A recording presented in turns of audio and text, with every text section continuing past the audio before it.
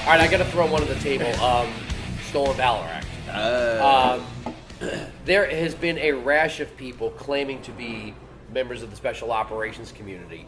Some of them have had some military service. Some of them are probably just gamers. In your lives and careers, have you ever come across somebody who was a fake? In my active duty career, no. Since I got out and I started working for SOFREP.com and I started working that website, and kind of dealing with the whole veteran community and what's going on after the service. Yes, I totally run into all sorts of fakers. The latest and greatest seems to be this guy Jamie Smith, who claims all sorts of like OGA contracts, OGA service, and appears he's basically a giant fraud. But I'll tell you what gets under my skin the most is not so much the stolen valor, the guys pretending to be SF guys.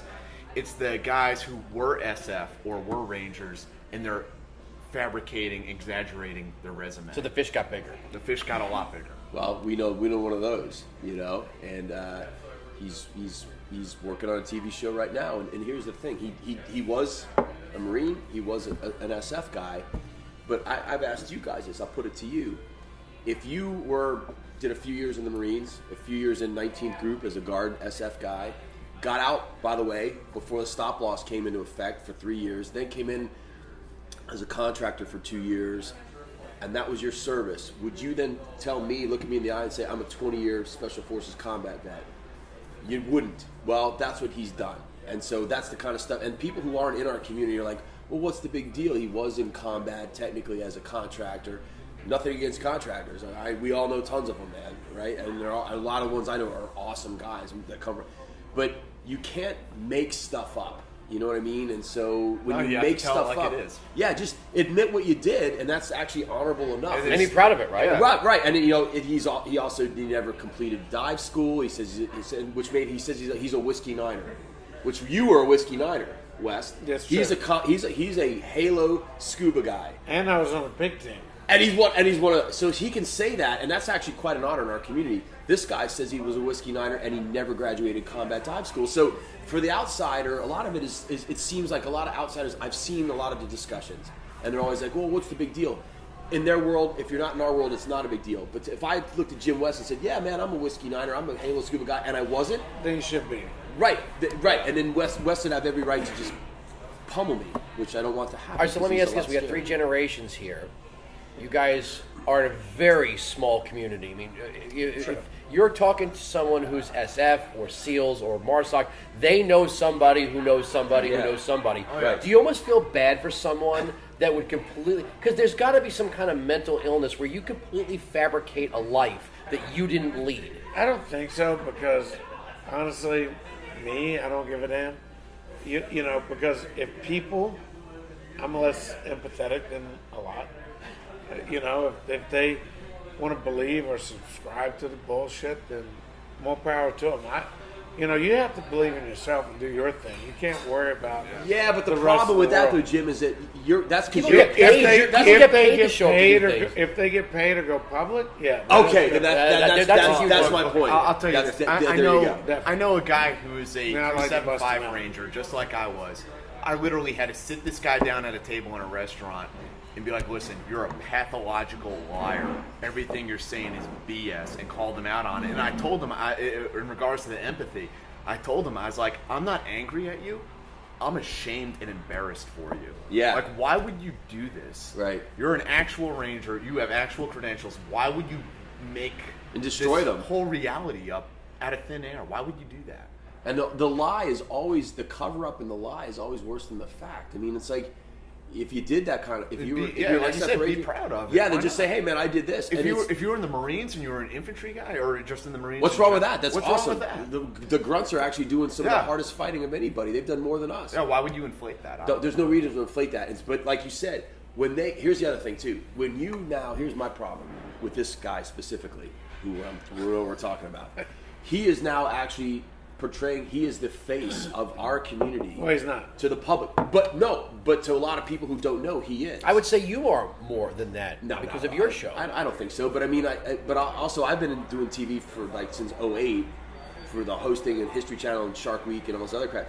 I've been vetted multiple times, and everything. I've never said anything that I didn't do. Otherwise, I'd have been busted on it. When somebody has to keep redacting their story, constantly redacting, go, that's not what I meant. We'll look it up, and it hasn't released his records. Come on, dude, it's on. I've angered enough people in my job, as a writer, that at this point, if I was faking anything, they would hammer you. He's got documents. This is what documents ought to look like. Right. Look at this is old school. All these laminated certificates from like things like.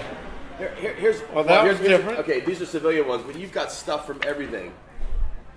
He's got stuff from SWCC, which is Special Warfare Command. Like, I have a lot of these different ones. I haven't laminated them. I need to take better care of my crap. Here's a Halo school. Right, so Halo school. But don't you find it fascinating when somebody tries to put themselves over for the purpose of a paid speech or something else, and they show up in a uniform? What did you think was going to happen? That when you're facing real guys, you could look and go, well, that's out of place, or we don't wear that, or that's the wrong color. I mean, I almost feel like there's something mentally wrong with you. Dude, I had a guy. This is maybe why I'm even more shortcoming. Yeah, this is even maybe why I'm more sensitive, because when I was out of the Army for 4 years, I was working nightclubs and all that kind of stuff, doing the acting school thing.